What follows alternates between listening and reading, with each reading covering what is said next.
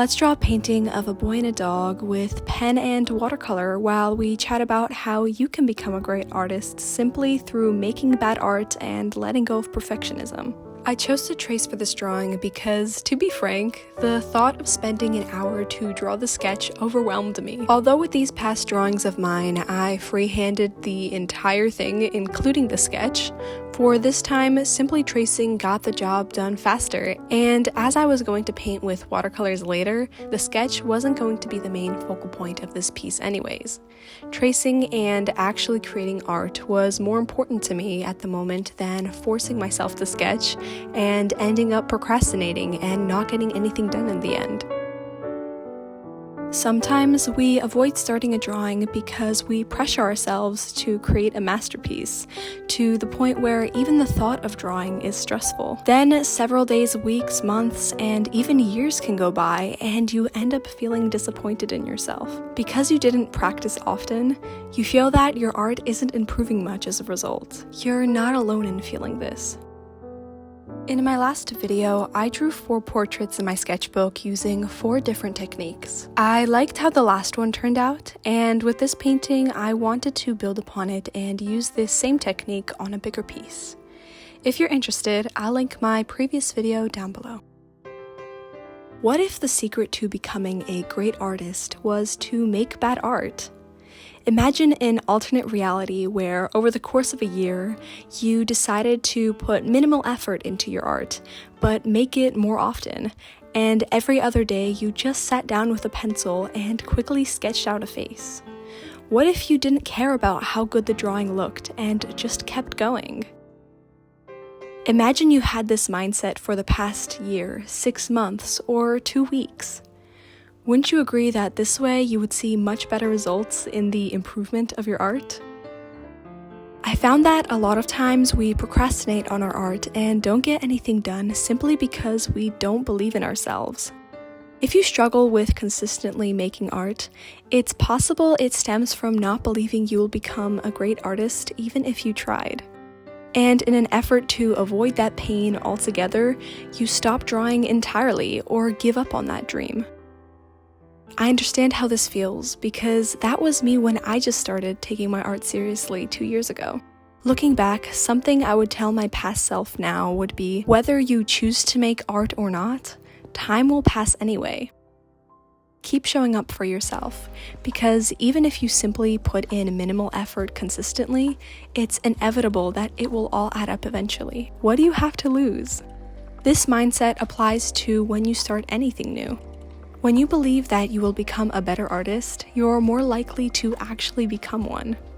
Something that Dr. K, a licensed doctor of psychology, mentioned in one of his videos is this concept called psychoneuroimmunology, which essentially is what you believe in your brain has an effect on your body. So what you believe about yourself in your mind becomes true in reality. Learning is uncomfortable, no matter your level. Feeling uncomfortable is a sign that you're growing. When you become comfortable and used to being uncomfortable, you become unstoppable. If you ever feel discouraged and think you aren't progressing fast enough in your art, let me ask you this. Is anything of quality ever developed fast? We've become obsessed with doing things fast and learning quick that we've forgotten to stop and consider. Does fast always mean best quality? I'd say no. For instance, how would the quality of a fast home renovation or quick friendships differ if the process was not rushed and speed wasn't the goal? Wouldn't the renovations be more careful and clean and the friendships more deep? I think that, especially in this digital age, we became sold on the idea that getting something done fast is the answer and makes the progress better somehow. I think that when learning a new skill, how fast you learn it doesn't matter. Don't get me wrong, if you do end up learning a skill fast, that's great. However, it shouldn't be the goal. What matters at the end of the day is how often you keep trying, and that you continue learning and trying long after others would have quit. And as long as you keep going, it is inevitable that you will become a great artist, because ordinary effort over time, if consistent, yields extraordinary results. And every drawing, regardless of how it turns out, gets you closer to becoming better than before and becoming a greater artist. As Keith Ellis wrote in his book, The Magic Lamp, next to persistence, your skills, intelligence, and talents amount to little. The most skillful person who gives up will always finish behind the most inept person who does not. The most intelligent person who gives up will always finish behind the most simple-minded person who does not. The most talented person who gives up will always finish behind the least talented person who does not. The most gifted person alive, if he or she gives up, will always finish behind anyone who does not. I also think that it's all in your expectations.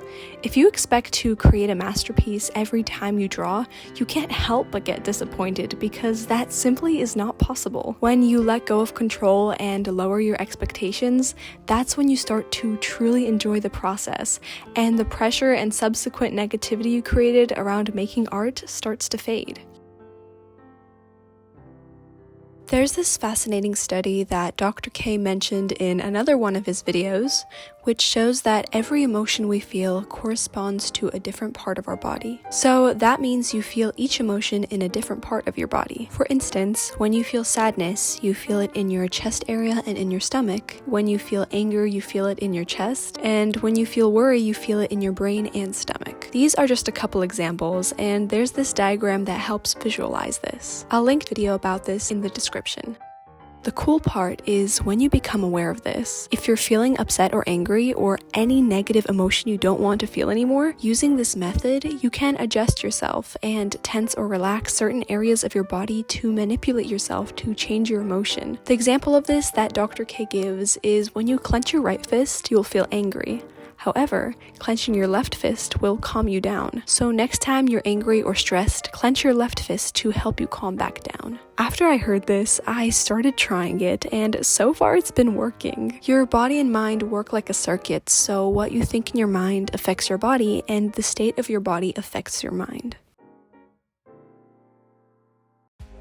This study got me thinking that it's possible to manipulate yourself to a certain extent when you become aware of this. What if through this method you can reprogram yourself to feel a certain way about your art and about being successful in general?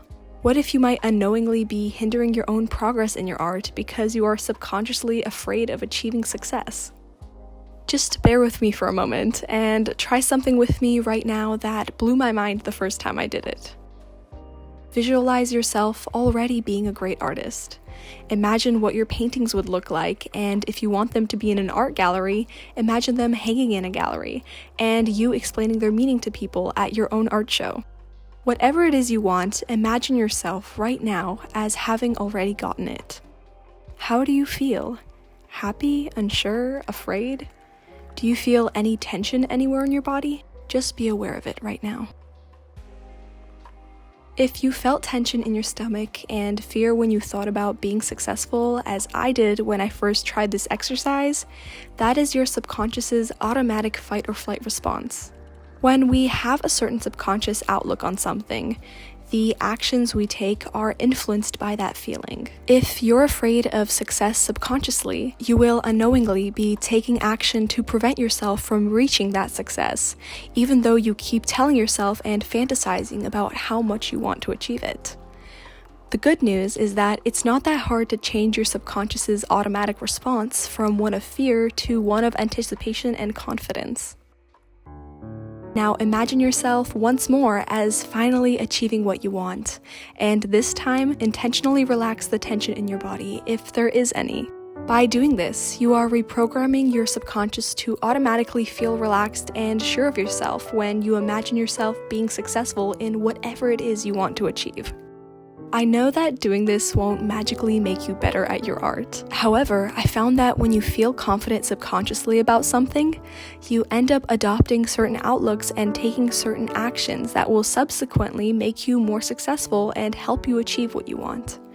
Your body and mind are very closely tied.